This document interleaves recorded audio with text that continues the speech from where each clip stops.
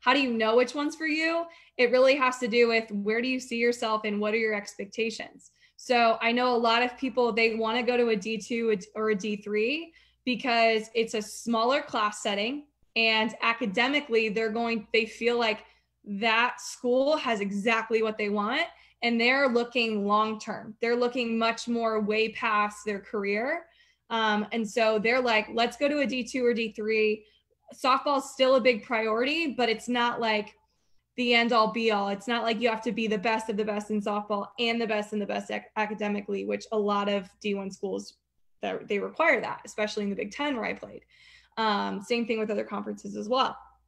But you just have to know what you want. Like, if you want to go play D1, here's my advice.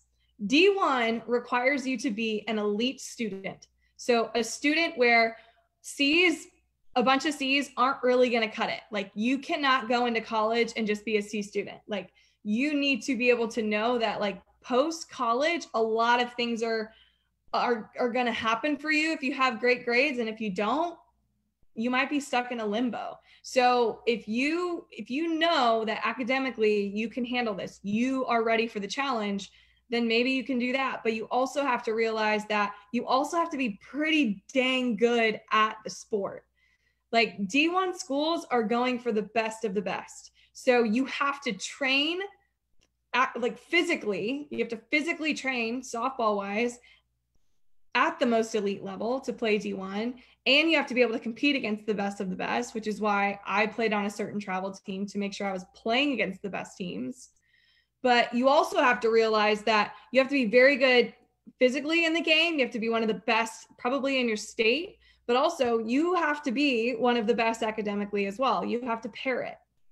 Okay, I'm not saying you have to be a 4.0 student, but I am saying that you have to be able to get into the school itself. So a lot of people want to go play D1, but realize D1 is also pretty expensive. Unless you're on a full scholarship, which, sorry to break it to you, there aren't many full scholarships given out in softball. So you have to know where your family can fit, like where you can afford school, where you can still get a scholarship, but also maybe you want to concentrate a little bit more on academics than you would softball.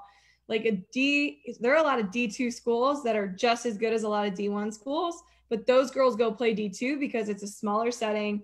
They're getting a lot more time in classrooms with professors. So they're literally getting like the whole shebang when it comes to, they do probably get a little bit more of a social life, I would assume, because in D1, like, you don't have much time to fool around. You don't have much time to go out with friends because you're spending 6 hours a day on your sport and you're traveling a ton.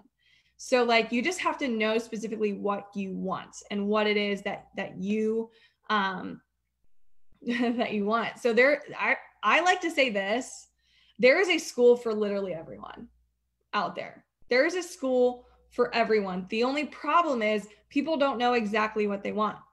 Okay. I wanted D1 because I knew I could play at that level, and I knew I needed to work my butt off to make it into Purdue or whatever school was going to offer me. And I knew I had to work harder than everybody else. And I was weird because of it. I didn't have a whole lot of friends in high school because of it. But if you're one that loves a social setting and wants to be in a fraternity or a sorority, or maybe a fraternity for baseball guys, if you want to be that, if you want to do that and have more of a social life, then probably D2 or D3 is for you. Not many D1 schools are going to let you be in a sorority. I'm going to tell you that right now. So if that's something that's important to you, you just have to know what you want. Okay. And playing D2 or D3 or JUCO, I'm going to say this right now, does not define you as an athlete. There are some athletes that are D1 worthy that if they wanted to play D1, they could, and they wanted to play D3 or JUCO because they're like, no, I want a social life. No, I want to do this major that no other school is going to let me do.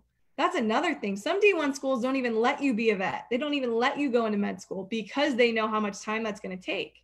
But if you want to do those things and you know that you're not going to get that at D1 school, it's not shameful to go D2 or D3.